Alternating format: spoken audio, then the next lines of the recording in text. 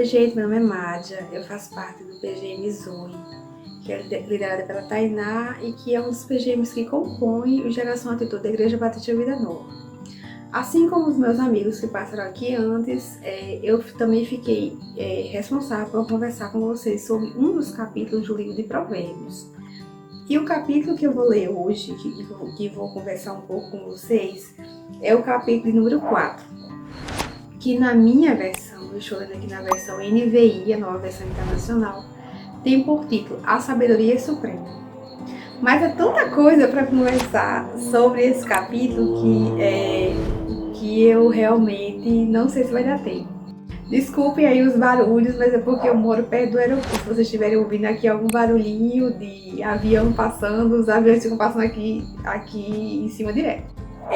E aí eu vou destacar duas partes do capítulo 4, mas eu recomendo que todos, se puderem, leiam o capítulo completo e sejam tão abençoados quanto eu fui quando li.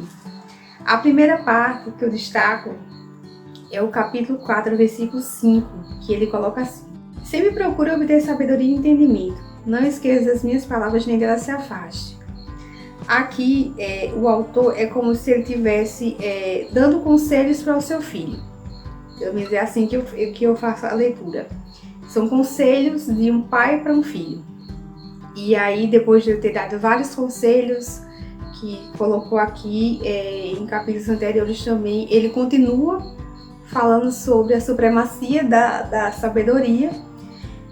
E aí ele fala isso, né? No versículo 5. Sempre procure obter sabedoria e entendimento. Não se esqueça das minhas palavras e nem delas se afaste. Aí no versículo 6 ele continua: não abandone a sabedoria e ela o protegerá. Ame-a e ela cuidará de você. O conselho da sabedoria é: procure obter sabedoria. Use tudo que você possui para adquirir entendimento. Dedique autoestima à sabedoria e ela o exaltará. Abrace-a e ela o honrará. Com relação a esse versículo 5 em específico, eu vou ler aqui um comentário feito pela autora Joyce Meyer. Ela coloca assim: os benefícios da sabedoria. No livro de Provérbios 4, versículo 5, nos instrui a obter sabedoria e entendimento. E eu gostaria de compartilhar alguns dos resultados que você pode esperar ao aplicar a sabedoria à sua vida. A sabedoria sempre o conduzirá ao melhor de Deus, isso é indiscutível. A sabedoria o guiará nos assuntos financeiros, a gente tem que ser sábio, inclusive em relação às nossas finanças, até porque a gente nada do que a gente tem é nosso, na verdade é de Deus. E a gente, ele nos abençoa para que a gente possa também abençoar outras pessoas. E a sabedoria não permitirá que corramos risco em relação aos nossos compromissos se lhe dermos ouvido.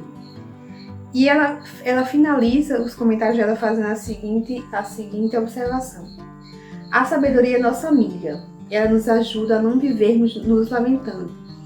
Creio que a coisa mais triste do mundo seria chegar à velhice e olhar para a minha vida e não sentir nada além do remorso pelo que fiz ou pelo que não fiz. A sabedoria nos ajuda a fazer escolhas agora pelas quais ficaremos felizes mais tarde. Eu achei isso fantástico. E a outra parte que me chama a atenção aqui é um trecho, e aí eu vou ler essa parte toda, do versículo 18 ao versículo 27, que é também fantástico. Assim como todo livro, como toda a Bíblia, como todo livro de Provérbios, é uma leitura fantástica, maravilhosa. Diz assim, a partir do versículo 18: a vereda do justo é como a luz da alvorada, que brilha cada vez mais até a plena claridade do dia. Mas o caminho dos ímpios é como as densas trevas. Nem sequer sabem em que tropeça. Meu filho, escute o que eu lhe digo, preste atenção às minhas palavras. Nunca as perca de vista. Guarde-as no fundo do seu coração, pois são vida para quem as encontra e saúde para todo o seu ser. Acima de tudo, guarde o seu coração, pois ele depende toda a sua vida. Afaste da sua boca as palavras perversas. Fique longe dos lábios da maldade. Olhe sempre para a frente.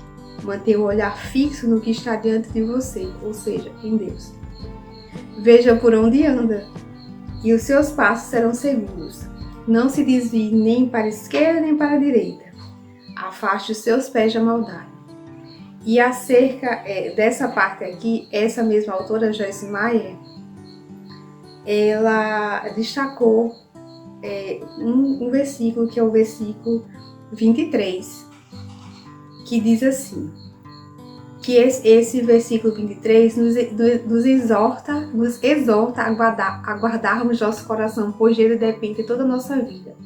Isso significa que precisamos examinar nossas atitudes e os nossos pensamentos regularmente e fazermos ajustes conforme a necessidade. Muitas pessoas se enganam acreditando que não podem fazer nada em relação à sua forma de pensar, mas nós podemos escolher os nossos pensamentos. Nós precisamos refletir sobre o que estamos pensando. Quando fazemos isso, não demora muito até que descobramos a raiz que causa uma atitude negativa. Satanás sempre tentará encher nossas cabeças, nossas mentes com pensamentos errados, mas não temos que aceitar o que ele tenta nos impor. Eu não tomaria uma colher cheia de veneno só porque alguém me ofereceu, e nem você.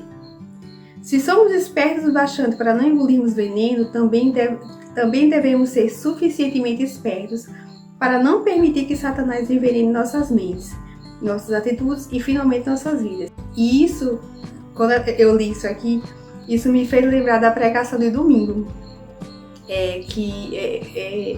o pastor estava falando, né? Falando sobre a entrada do pecado no mundo.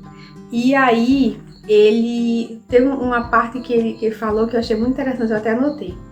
Ele falou assim, que antes de ganhar o seu coração, o diabo vai conquistar a sua atenção.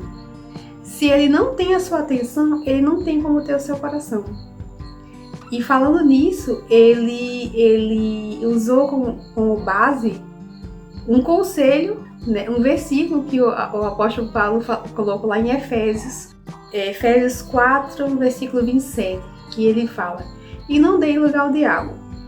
Nós não podemos dar de forma alguma lugar ao diabo, porque a mente vazia é certamente uma oficina de Satanás. E quando a gente não sabe filtrar os pensamentos que temos, quando a gente não sabe organizar as nossas ideias da forma correta, ele acaba usando isso como uma das formas de nos atingir e nos prejudicar.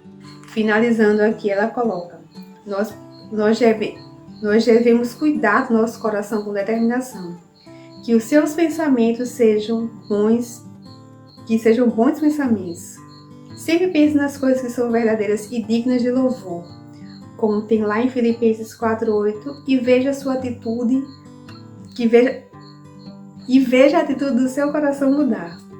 Em Filipenses 4:8, que ela destacou aqui, fala assim, finalmente, irmãos, tudo que for verdadeiro, tudo que for nobre, tudo que for correto, tudo que for puro, tudo que for amável, tudo que for de boa fama, se houver algo excelente ou digno de louvor, pense nessas coisas. É isso, meus irmãos, o que eu queria deixar aqui para vocês. Espero que tenha edificado a vida de vocês. Leiam o capítulo todo. Tenho certeza que vocês vão ser tão abençoados quanto eu. Tchau!